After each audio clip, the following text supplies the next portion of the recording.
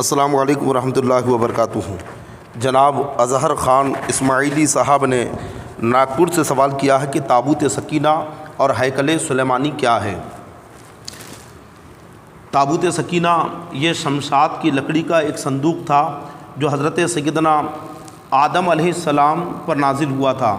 یہ آپ کی آخری زندگی تک آپ کے پاس ہی رہا، پھر بطور میراث یکے بعد دیگر آپ کی اولاد کو ملتا رہا، یہاں تک کہ یہ حضرت سیدنا یعقوب علیہ السلام کو ملا اور آپ کے بعد آپ کی اولاد بنی اسرائیل کے قبضے میں رہا اور حضرت سیدنا موسیٰ علیہ السلام کو مل گیا۔ تو آپ اس میں توریت شریف اور اپنا خاص سامان رکھتے تھے۔ یہ بڑا ہی مقدس اور بابرکت صندوق تھا۔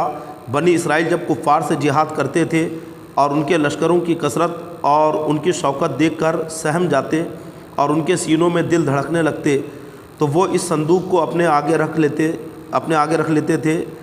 تو اس صندوق سے ایسی رحمتوں اور برکتوں کا ظہور ہوتا تھا کہ مجاہدین کے دلوں میں سکون اور اطمینان کا سامان پیدا ہو جاتا تھا اور مجاہدین کے سینوں میں لرزتے ہوئے دل پتھر کی چٹانوں سے زیادہ مضبوط ہو جاتے تھے۔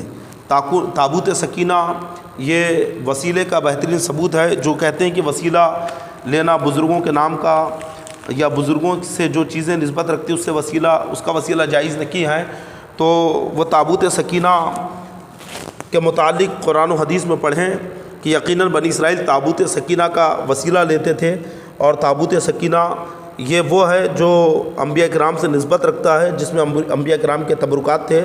تو گویا مقدس لوگوں کا وسیلہ لینا اور ان کے تبرکات کا وسیلہ لینا یہ قرآن و حدیث سے ثابت ہے۔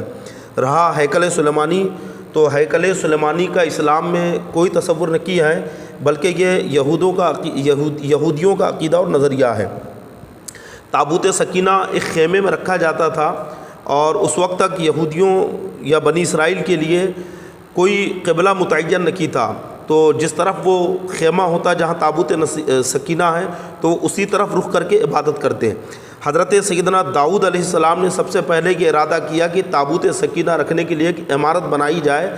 بعد میں حضرت سلیمان علیہ السلام نے اسے پورا کیا، یعنی آپ نے عمارت بنوائی جسے بیت المقدس کہتے ہیں، جس میں تابوت سکینہ بھی رکھا جاتا تھا، اور یہ ہمارا قبلہ اول بھی ہے۔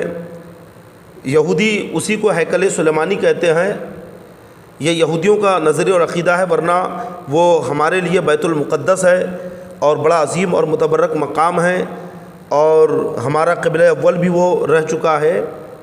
ہیکل سلیمانی کا یہ جو نظریہ ہے وہ یہودیوں کا ہے، مسلمانوں کا نہیں ہے۔